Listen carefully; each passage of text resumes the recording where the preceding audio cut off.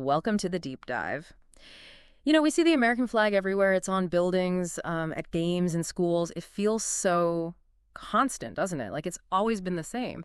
But, well, what if I told you that symbol, the one we all recognize, has actually changed, like 27 times over more than 200 years? It really got me thinking, why? How did that happen? Who decided? That's what we're diving into today. It's absolutely true. And thinking about the flag that way, it's less like a static image and more like a living timeline of the U.S. itself. Every version, every change tells a story. A story of unity, yeah, but also expansion and even, deep conflict. Understanding how it evolved is kind of a shortcut, really, to getting its deeper meaning. It's way more than just cloth. Okay, so let's go way back, right to the beginning, just a year after the Declaration of Independence. How did they land on the first official flag?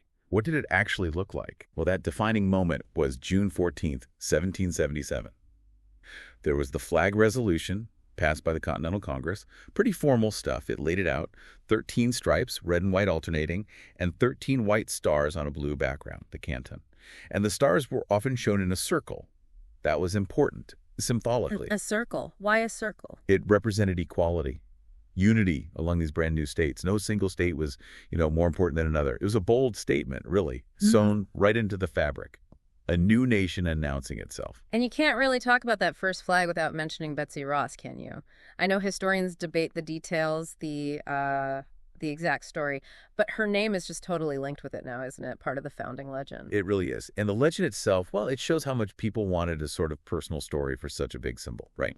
But whoever actually stitched that very first one, the symbolism was unmistakable. It shouted, "New nation born," captured that revolutionary spirit, and gave people something clear to rally behind, a unifier. So the U.S. starts growing, new territories, new states joining the Union. The flag had to change, naturally. We know they added a star for each new state. That part seems straightforward. But what about the stripes? Do they just keep adding those too? That seems like it could get complicated fast. That's a great point. And yeah, it was a practical issue they faced. For a little while, they actually did add stripes. When Vermont and Kentucky came in around 1795, the flag jumped to 15 stars and, yes, 15 stripes. 15 stripes. Wow. Exactly. But you can imagine, right? Fast forward a bit. What if you have 30 states? Or 40? The flag would look totally different. Maybe unmanageable? Pretty much. It wouldn't look right. It raised this question, how do you balance practicality with the symbolism? So how did they solve that? What did Congress do? They sorted it out in 1818. Congress passed another act, a really important one. They decided to fix the number of stripes permanently at 13. 13. Back to the original number. Precisely. To always honor those original colonies. And from that day on, only the stars would change when a new state joined. It was a really smart legislative move, actually. It struck this great balance, didn't it? Honoring the past, the nation's roots, but also making room for all the future growth. Anchored, but adaptable. That really was a key decision. Okay, so let's follow that star count. It becomes like a map of the nation's expansion. After 1818, we're at 20 stars. Then by 1851, 31 stars. California's in by then. But here's something I find really striking. The Civil War years, 1861 to 65. The country is literally tearing itself apart. Yet the U.S. government kept adding stars for new states joining the Union, like West Virginia, Nevada, even during the war. What's that about? It's incredibly telling, isn't it? It wasn't just like bureaucratic inertia adding those stars. Even then, it was a powerful unspoken statement, a declaration that the Union was indivisible, permanent. It was like saying visually, this conflict won't break us, the nation endures. It refused to even symbolically acknowledge the Confederacy's claim, a real act of defiance stitched in stars. Wow, that adds a whole layer of meaning. And the growth didn't slow down much after that, did it? Towards the end of the century. Not at all. The 1890s, for example, saw a huge burst. You had 5 states join in basically 1 year across 1889 and 1890. 5 in 1 year. Which ones? Let's see. Idaho, Wyoming, Utah, North and South Dakota, too. The star count just shot up. Right.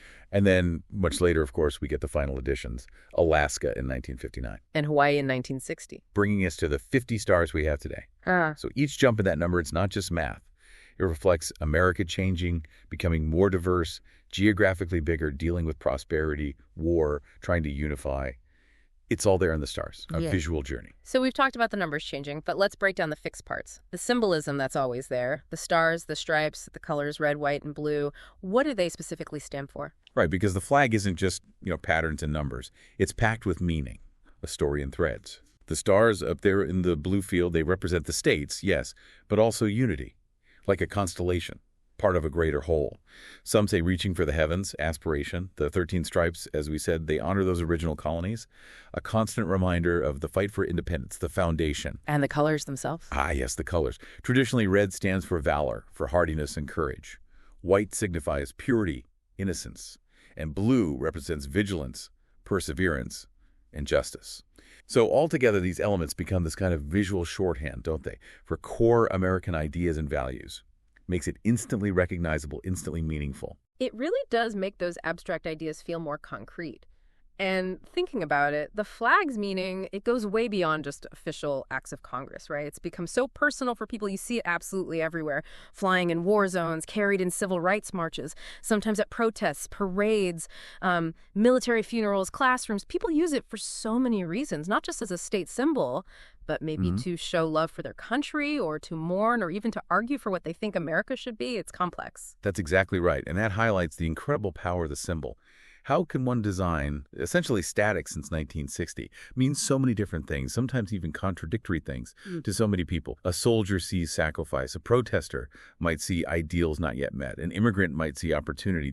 This capacity for it to hold all these personal feelings, pride, dissent, hope, memory, it just shows how deeply embedded it is and how it reflects individual stories within the larger national one. It's really quite something. From those first 13 stars, sown sort of in the shadow of the revolution, all the way to the 50 stars we see flying today across all the states, the American flag really isn't static at all. It is, like you said, a living timeline of American history. Absolutely. And maybe that leaves you, our listener, with something to think about.